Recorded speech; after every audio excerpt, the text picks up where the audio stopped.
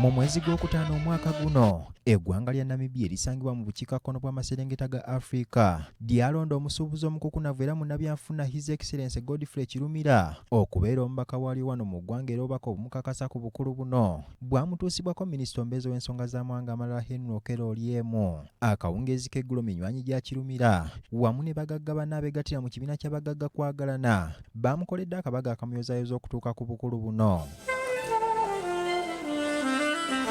Akabaga kano keetabiddwako abantu ab'enjawulo omuli omubaka wa Namibia mu East Africa Lebias Tengani Tobias n'abakungu abalala okuva mu ggwanga eryo n'abagereka Silivia Najinda, omumyuka asooka owa Katikkiro w'ekitiibwa Profesa Agitwa Akawase Kigongo ne baminisita abalala okuva mu Bwakabaka, minisita w'ebyamateeka ne Ssiga Eddamuzi Nobert Mao, baminisita okuva mu gavumenti eya wakati, ababaka ba paalamenti, bannamukago ba Kirumira okuva mu kibiina kyakulembere ky'abagagga kwagalana, abalangira n'abambejja okuva mu Bwakabaka bwa Buganda wamu n'abantu abalala bangi.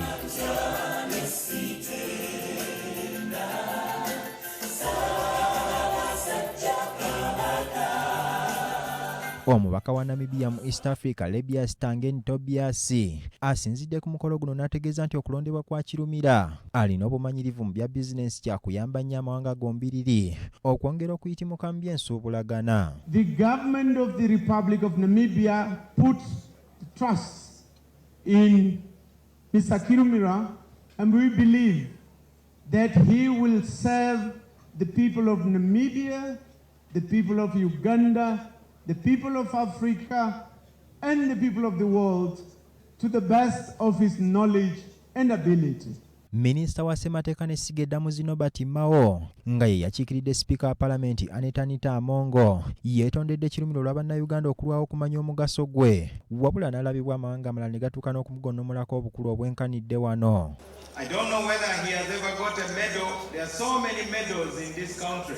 Also, even chickens and goats are about to get medals before Ambassador Kirumira gets a medal.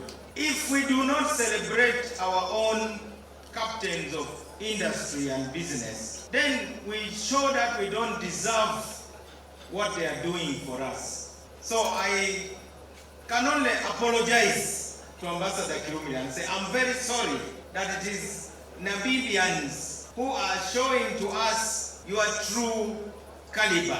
Obwakabaka bwa Buganda obwakiikiriddwa omumyuka asooka owa Katikkiro ow'ekitiibwa Profesa Agitwa Akawase Kigongo mu kwogera kwe yategeezezza nti omukungu Kirumira tabuusibwabuusibwa nti obuweereza bunajja kubusobola. As a kingdom, we know Kirumira as a trusted person, highly dependable, a person who gives his best when he's given a task. I have no doubt, or have no doubt in our minds, that he will deliver on behalf of the government of Namibia.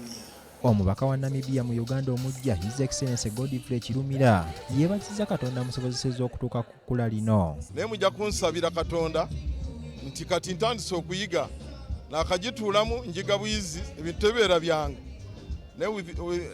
n'essaala zammwe nja kuyiga era neebaza Katonda nti ntandise okulaba ebiri mu ofiisi eno. Kirumira yeeyamye okweyambisa ekifo kino okutumbula ebyensuubulagana wakati wa Uganda ne Namibia olwo ebyenfuna by'amawanga gano byongera okuyitimuka. Bampadde ebitiibwa ebikwatagana n'okupromotinga bizinesi ate nga byensobola. Experience ya myaka 45 nga ndi mu bizinesi, n'olwekyo nga Mukama ye mubeezi wange nja kugezaako okukola kye nsobola okukulaakulanya ensi ebbiri. Oluvannyuma wabaddewo okugabulwa ekijjulo n'okusanyusibwamu okwakulembeddwa omuyimbi Koffi Olomide okuva mu ggwanga lya Congo era ekiro kyonna abakulu basuze basala ndongo. Ronald Kitanda, BBS Telefayina, agesigika.